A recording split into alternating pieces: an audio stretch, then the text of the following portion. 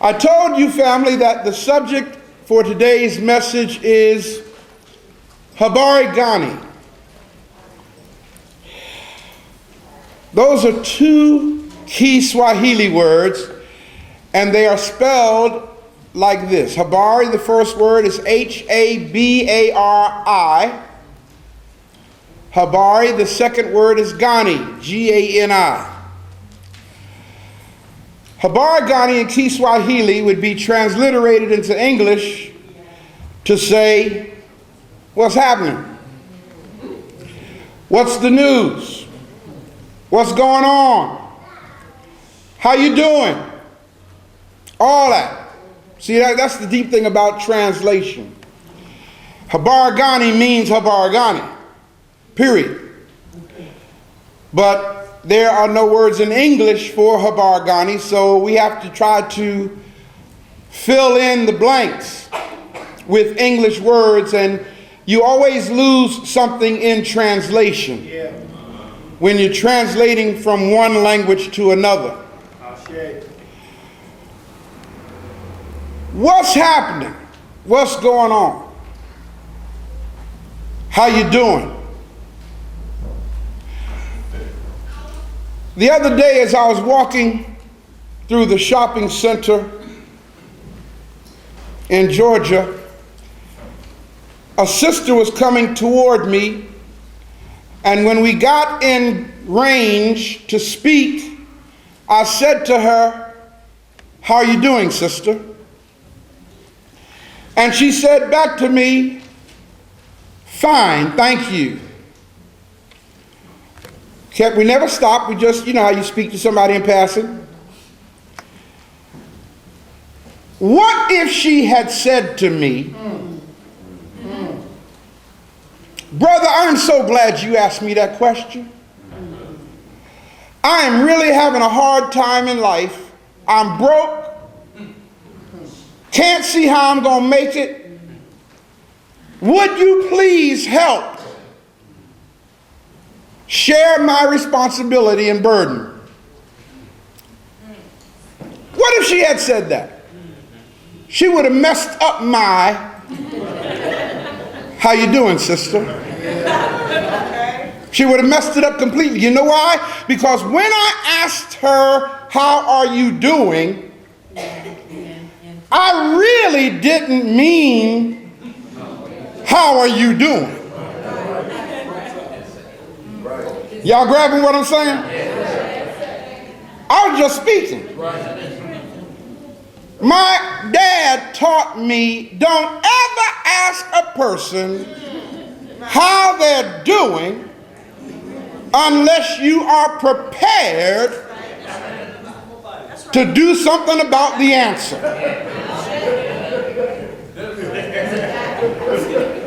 But we do it. We say, "How you doing, man?" You know, we just know they're going to say, "Hey, man, I'm all right, man," you know. And you don't really lock into it. It really don't mean much of anything. But just for the purpose and time of this message, let me ask you today, Habari Gani. How are you doing? For real. I ask that question because there is a move taking place. Now, if you are not aware of it, that means that you're out of tune with the universe. Because there's something happening in the cosmos. There is a heightening taking place among African people everywhere. There is an awakening taking place with African people all over the world. It's almost as though the universe is saying it's time for the people of the universe to wake up now. And if you are in tune in your spirit, you've noticed that. Despite everything that's happening, y'all, in their world, notice how I just said that, right? Despite everything that's happening in their world, and when I say their world, I mean the ruling elite. You see, their world is getting ready to fall apart. It's getting ready to crumble. Y'all remember some time ago, several years ago, I taught a message, Magog, your time is just about up. For those who don't know what Magog is, in the biblical text, Magog is Europe. So Europe and Europeanism and European philosophical perspectives and thought, your time is just about up. And all you got to do is look around and see that it's falling down, brother. We used to sing a song years ago in the church, Satan, your kingdom must come down. And it's getting ready to fall. Now, black folk, let me share something with y'all. Don't get bent out of shape. Because their kingdom is getting ready to come down. Because you are the people of God. Y'all hear what I'm saying? You are the children of the Son, S-U-N. You are the people of the planet. And the only way we as a people are going to fall is if the earth itself ceases to exist. Which ain't about to happen. Now, we often get hung up in the influence of those in power. We allow their definition to determine for us what is. And that's why we need to free ourselves. Are y'all with me? As long as you are locked into their paradigm, when things go wrong in their world, they're going to mess up your world. That's why you kind of just turn CNN off a little bit. Step away from that. Because that's you drunk with the wine of the world. That's the wine of the world. You see? And as we sing in our song, lest I get drunk with the wine of the world, I forget about thee. Okay? We're not into the wine of the world, man. We're on a whole different spiritual level altogether, whether you know it or not. Go ahead, Pastor. So I ask you again today, Habari Gani, how are you doing? What's the word? Here's the deep thing about determining how you are doing. And everybody say this with me or after me. Say, in order for me to be doing well, I must remember who I am and what I'm supposed to be doing. Did y'all get that? In order for you to be doing well, you must remember who you are and what you are supposed to be doing. Now, for a basis, for an example of my message today, I want to refer to a story in the biblical text. What did I just say? Story. A what? Story. One more time. Story. A story, an allegory. Please understand, what we're going to read is not historical. It never happened. For real. It never existed because Nehemiah never existed. That's right. Okay? It is a powerful story for us to learn a lesson from so that I can be sure that you are doing well. Again, how are you doing? And in order for you to be doing well, you must remember what two things? Who you are and what you are supposed to be doing. Brothers and sisters, let me ask you a question. When you woke up this morning, were you clear on your assignment? That's where many of us mess up right there. Because we become drunk with the wine of the world, many of us Africans have no idea what it is we're supposed to be doing. So let me use this story as an example. If somebody will turn to Nehemiah, the book of Nehemiah, the 6th chapter, I want to show you a story here about a brother who realized that his people were in trouble. The reason why his people were in trouble in this story is because the walls, the vanguard of the city had been broken down. And once the walls are torn down, once the vanguard is torn down, once those things that protect your environment are destroyed, you are in a vulnerable situation. Are y'all grabbing what I'm saying? So here's a brother who saw that the walls of the city had been torn down, and the tragedy about it is, even though the walls had been torn down, the people who lived there had gotten complacent with the walls being down. That's a bad way to be, man, when you get complacent, vulnerable. You're in a position where your enemy can attack you, can destroy your children, and you are blinded by complacency because you're drunk with a drug of choice called religion. You're drunk with praise to an entity that doesn't exist. You are drunk with emotions to make you feel better. The walls are down. Our young people are killing each other in the streets because our walls are down. Are y'all with me here? So, in this story, God raises up a brother who says, I got to do something about these walls being down.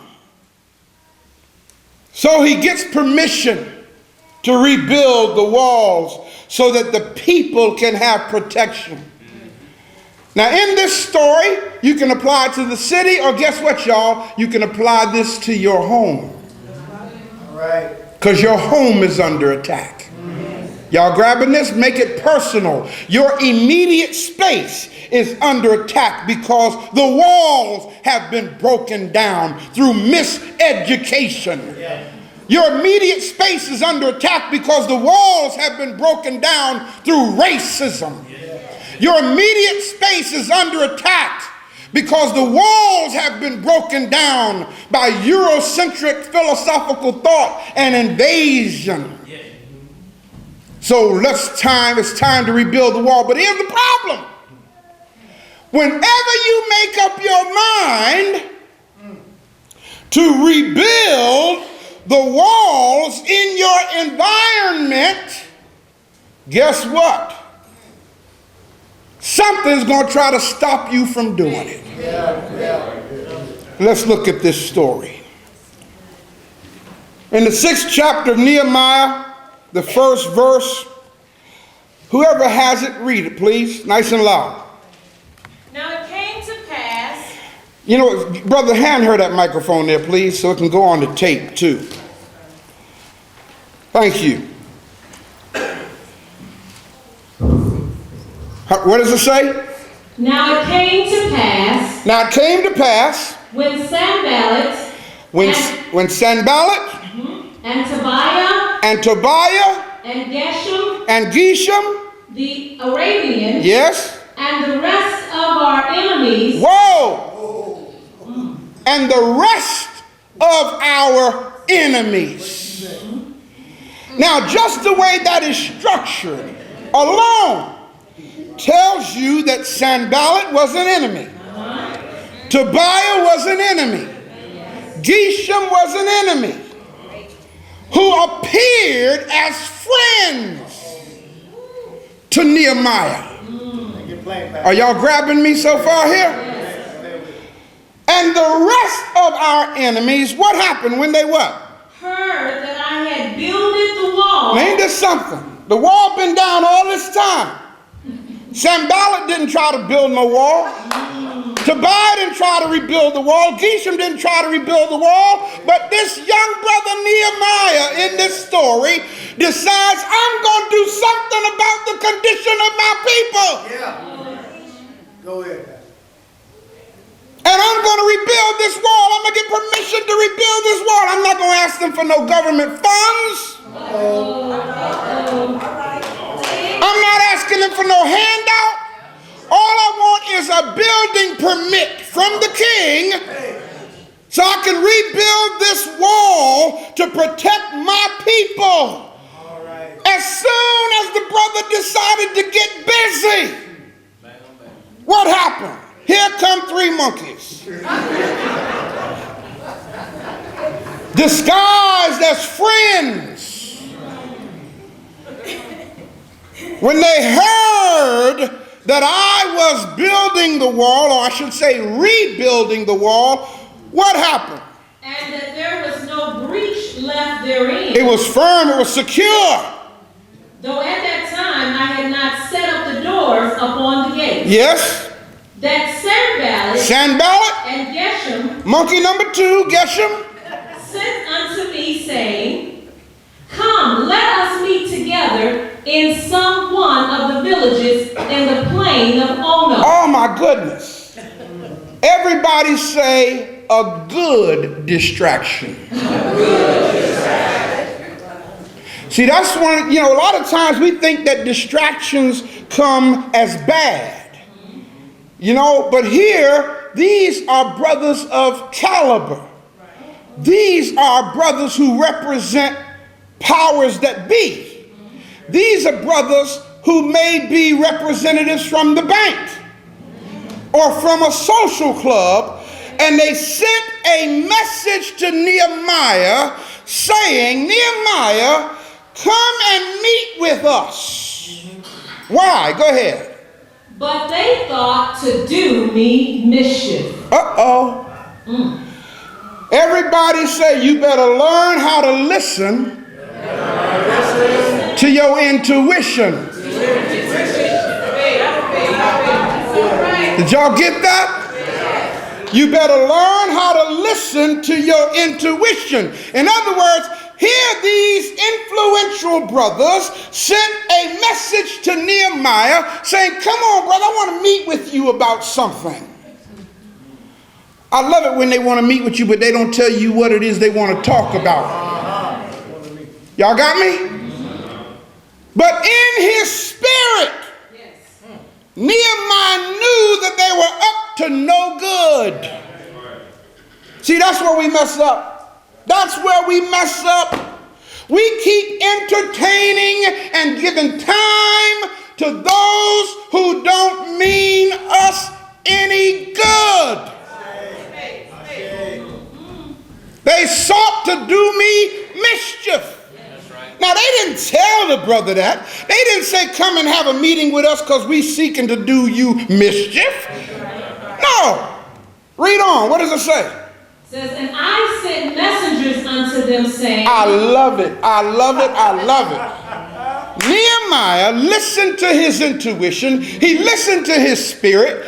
And he sent messengers back to these brothers and told them what?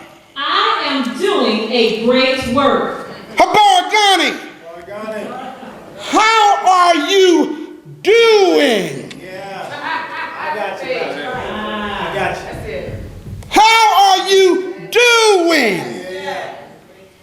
Are you doing anything?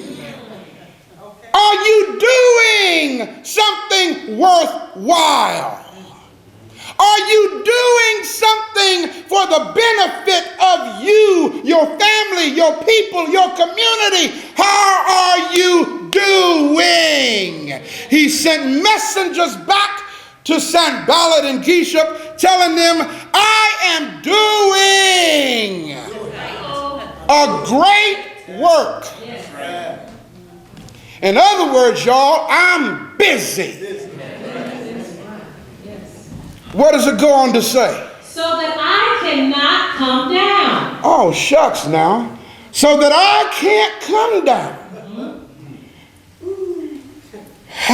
I'm up on this wall trying to rebuild it so we can have a vanguard for our people.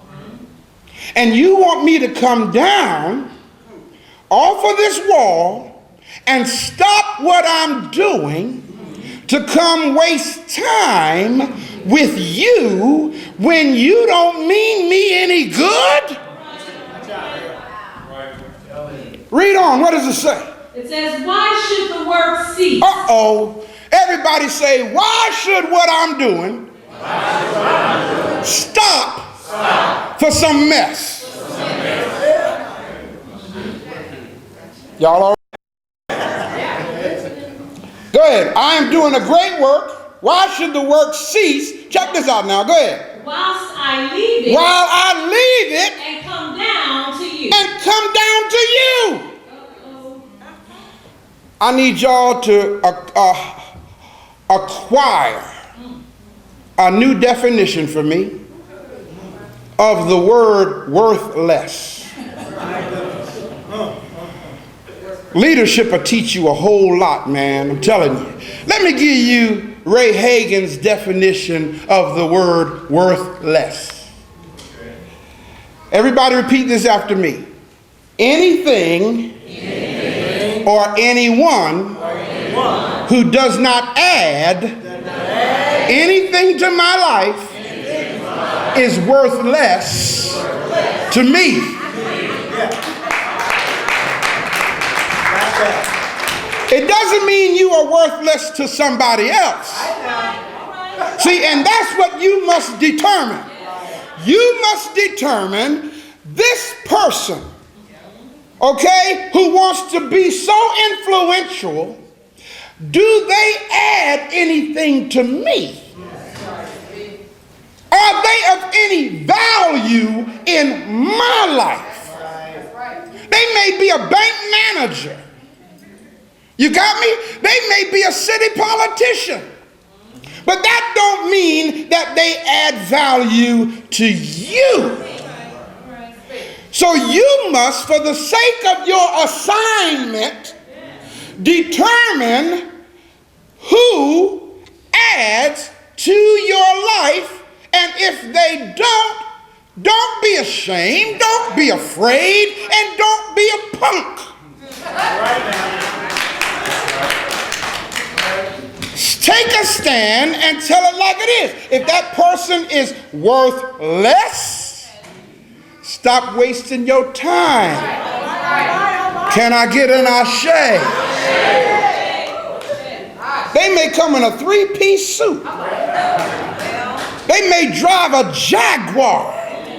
But that doesn't mean they add value to you. Stop being impressed with the ways of the world. If they don't make your life better, tell them like it is.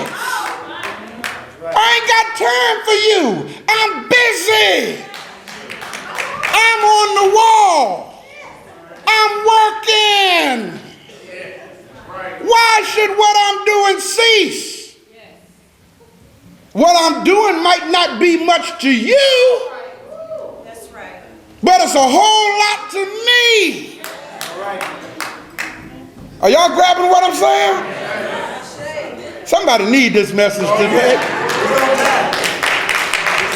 Why should what I'm doing cease while I come down to you with your worthless self? Go ahead, sister. What happened after that? Yet they sent unto me 4 times after this sort. Whoa! Now, that's the giveaway right there. Nehemiah sent messages back saying, listen, I'm busy, man. I ain't got time for you. And they sent 4 more times, saying what? Come on.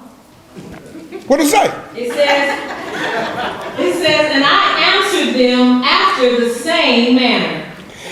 Wow. Go ahead. Then sent Sanballat. This is verse 5. They still didn't get it. Then Sanballat did what? His servant unto me in like manner the 5th time with an open letter in his hand. With an official letter. Wow. Saying what? Wherein was written, it is reported among the heathen. Uh-oh. Everybody say, he said, she said. It is reported among the heathen. Wow.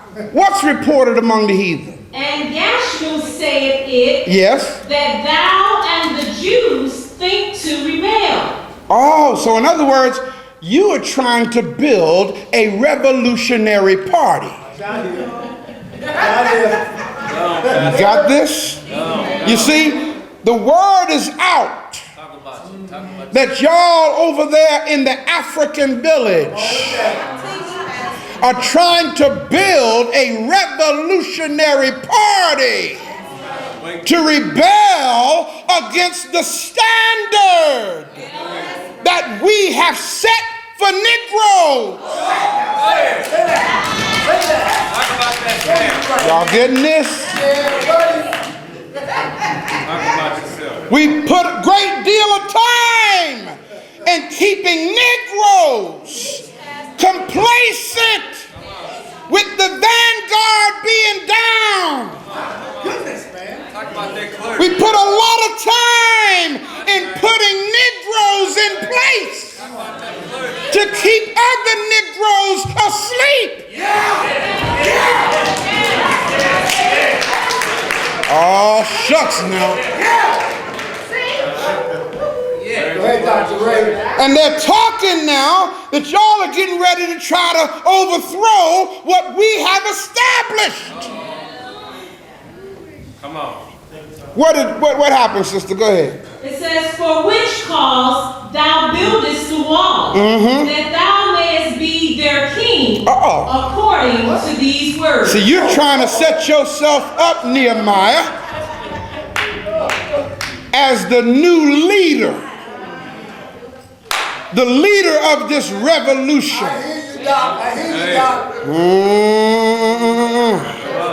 Go ahead. And thou hast also appointed prophets. Oh, and you've even appointed other people. To preach of thee at Jerusalem. Other chief elders. In other cities. Y'all getting this? Come on. Come on. To promote what it is you trying to do. Go ahead. Saying, there is a king in Judah. And now shall it be reported to the king according to these words. Yes, we're going to tell the government about you. Go ahead. Come now, therefore. So listen, to keep us from really going through all that, Yes. come on down, Nehemiah. And let us take counsel together. Let's have a meeting at Ponderosa. Let's have a meeting at the Marriott. Let's have a meeting at the city council chambers. Let's have a meeting, Nehemiah. Go ahead. Then I sent unto him. And Nehemiah sent a message back again, saying, there are no such things done as thou sayest. y'all lying. Y'all know y'all lying. Y'all making all this up. Go ahead. But thou feignest them out of thine own heart. There you go. You making it up. And the whole reason why you making it up is because you want to get me down off of this wall of rebuilding a vanguard for my people. Go ahead.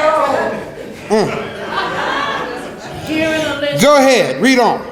For they all made us afraid, saying, their hands shall be weakened from the work, that it be not done. Ain't that deep? See, that's, everybody say, the power of negative influence. Now, Sanballat and Geshem and Tobiah and the rest of his enemies start getting word around. And then those who were working with Nehemiah got weak. Oh, shucks. Nehemiah didn't get weak, but those who were working with him started getting weak, started getting afraid, saying, well, Nehemiah, maybe, go on and have him, go on and meet with him. It ain't gonna hurt. Go talk with them. Let me kind of give you the summation of this thing, how deep it got. Turn back over to the 4th chapter. You see, when you are really making an accomplishment, grab this now. When you are making an accomplishment in your life, when you are making an accomplishment in your personal environment, when you are growing, when you are getting stronger, when you are rising above where you used to be. Am I making sense here, people? When people begin to see the change in you, they don't back off and say, oh, well, we done lost this one. No, the war intensifies. The battle gets stronger. You see, the first appeal was, hey man, come on, we need to have a talk. Since he refused to talk, it got so deep, it got so serious that those who were working with Nehemiah, Brother Sharon, had to do something that you shouldn't have to do while you're building a wall. Look at the 15th verse of the 4th chapter. What does it say? It says, and it came to pass. And it came to pass. When our enemies heard that it was known unto us. Wait a minute now, hold up. When our who heard? Our enemies. Look at the person next to you and say, don't ever forget.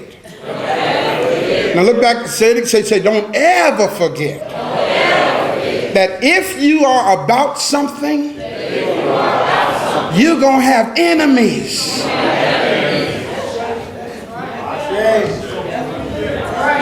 Please understand that.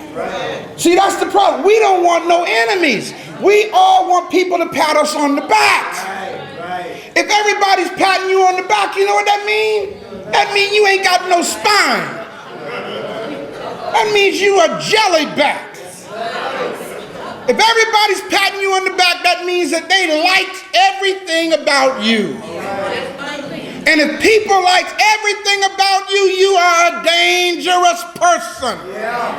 You can't be trusted.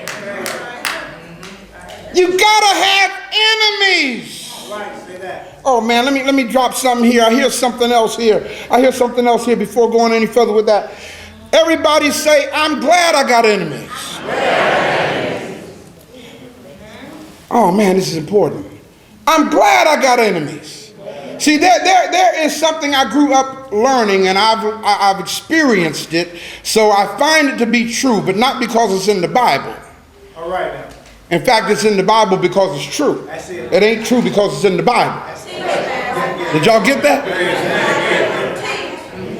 There is a verse in the Bible that says, I will prepare a table before you in the presence of your enemies. Did y'all get that? So you gotta have enemies to be blessed. See, that's how God gets the glory out of your life. When everybody is looking for you to falter, when everybody is looking for you to give up and quit, when everybody's looking for you to collapse under the pressure, your enemy is saying, he's getting ready to fall, he's getting ready to fall, she's getting ready to come down, she's getting ready to come down, she's getting ready to She should have fell by now. And what happens is God, the ancestors, got you. Oh my God, are y'all grabbing this? The ancestors got you. See, that's if you're busy. If you're busy, Habari Gani, how are you doing? If you are doing what you are supposed to be doing, God will hold you up. Can I get a witness? And when God holds you up, your enemies get mad. They get upset because God is blessing you right while they're looking at you. Oh, shucks here. Let's go back and finish reading that. What does it say? When our enemies heard that it was known unto us, Yes. and God had brought their counsel to naught. Did I just say that? Yeah, you go. When your enemies try to bring you down, and the Almighty and the ancestors step into their plans and cancel them. Did y'all get what I just said? That's what it means when it says bring their devices to naught. It means bring it to no end. Look at somebody next to you and say, if you are busy doing what you're supposed to do, no weapon that is formed against you can prosper. All right. Y'all all right? Go ahead and read. That we return, all of us, to the wall. Now here's what's deep here. When our enemies tried to stop us and the ancestors and God said, you can't stop what's happening. Ain't no stopping them now. They're on the move. Got me?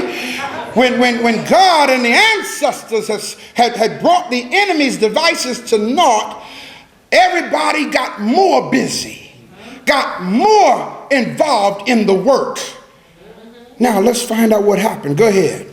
Everyone unto his work. Yes. And it came to pass from that time forth. Now check out what they had to do, Brother Sharon. I like to call Brother Sharon's name because he's our young warrior. See, he ready to go out there and get rid of Sanballat. He's ready to go out there and get rid of Geshem and Tobiah. He ready to go decapitate them completely. You see? Okay. So what did they have to do while they were on the wall? What did it say? That the half of my servants wrought in the work. Check this out now. And the other half of them held both the spears, Wait a the minute. shields and the bows, and the hammergons. Now you mean, see, here's what they had to do. Here's the strategy. In other words, the monkeys, Sanballat, Tobiah, Geshem, and the rest of their enemies were so bent on stopping the work that Nehemiah had to say to his team, okay, y'all, listen. We have to take another strategy here. All right. All right? What we have to do now is we have to arm ourselves. Okay. Because our enemy is bent on stopping us at any cost. So half of y'all build the wall, the other half y'all hold the arsenal. Hey. The spears and the swords and the shields. Okay? Read on. What does it say? And the bows and the hammergons and the rulers were behind all the house of Judah. Yes. They which builded on the wall, and they that bear burdens with those that laid it, every one with one of his hands wrought in the work. Can y'all see this? Yeah. See this in your mind. Here you up on a scaffold, building a wall, right? And you have to hold a brick in one hand to put into the wall, and in the other hand you have to hold a spear or a sword in the other hand. Y'all grabbing this? Everybody say African liberation. African liberation. Ain't no joke. Now, am I saying literal weapons? No, I'm not saying literal weapons. What I'm saying is you have to be armed with the sword of truth. Got me? You have to be armed with the shield of right knowledge. I didn't say shield of faith. Don't fool yourself. See, that's what they taught you in Christianity, the shield of faith. That ain't no shield. Faith is not a shield. No, faith ain't a shield. You know why? Because faith means you're believing in what you don't know. To have faith means to put belief in unverified thought. You got me? Faith is superstition. Exactly, brother. Faith means you don't really know if it exists or not. So you're choosing to believe. So let me change that from the shield of faith and call it the shield of right knowledge. You see? Because once you know, man, shucks.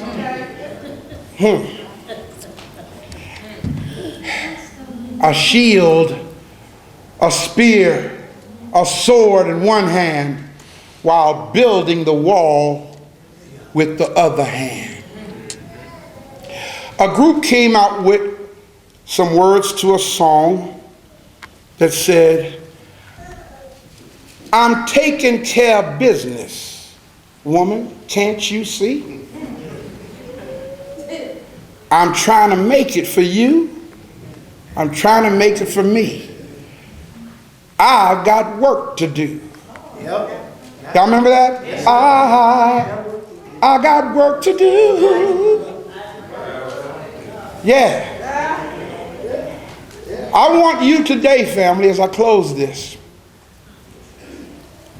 to make up in your mind to stay focused on the wall. Not just the vanguard for liberation. Let me tell y'all something. There's a lot of people upset about what's happening in the awakening of African people. A lot of people are. And they want to discourage you. If they can't attack the leaders, then they want to attack the support base. Like Nehemiah's workers got scared. Look at somebody next to you and say, don't be afraid. Look back at them and say, this ain't our battle. Say, we're just the instruments in the hands of the ancestors. It's time. It's time for the resurrection of black African people. It's time for the empowerment of black African people. It's time for us to get up from where we are. It's time.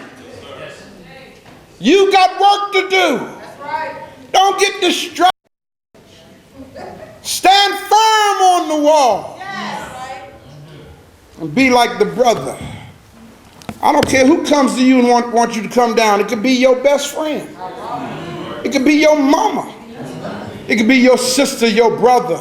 It could be your husband or your wife. And they may want you to come down off this wall and meet with us. Come on, let's talk about this thing you into here. I'm worried about you. You can't let nobody take away your Jesus.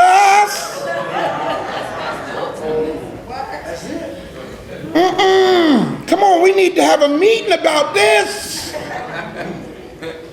Talk about it, Pastor. We need to talk. Come on, I done got some of my friends together. We praying for you. I got Sam Ballard and Tobiah and Keisham over here. Talk about it. They've been fasting for you. They've been in prayer for you. We love you. We don't want you to turn away from the lie. All right now.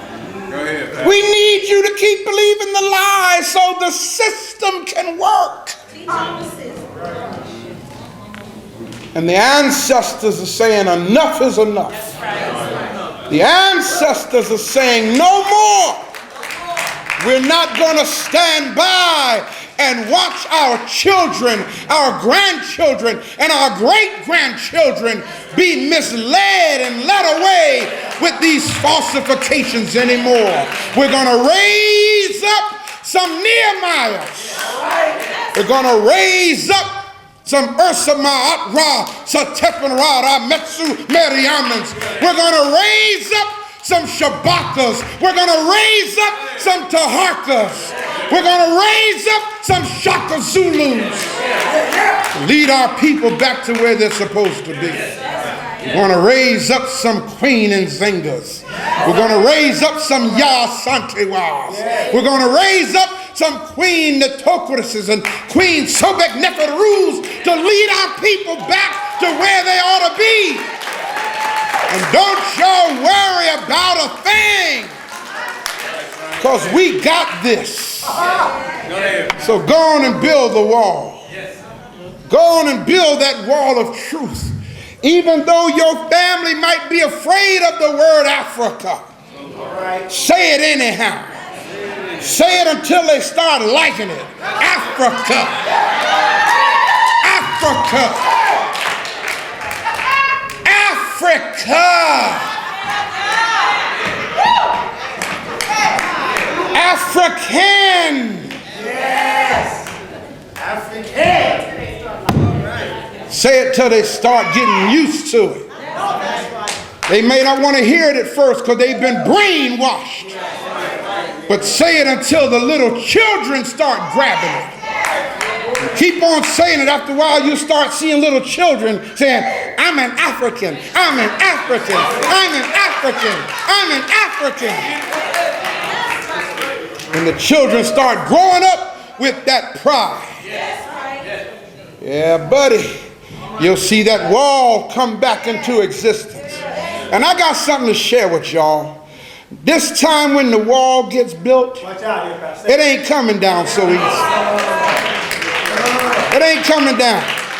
Because we learned from our mistakes. We're not going to entertain the enemy like we did before.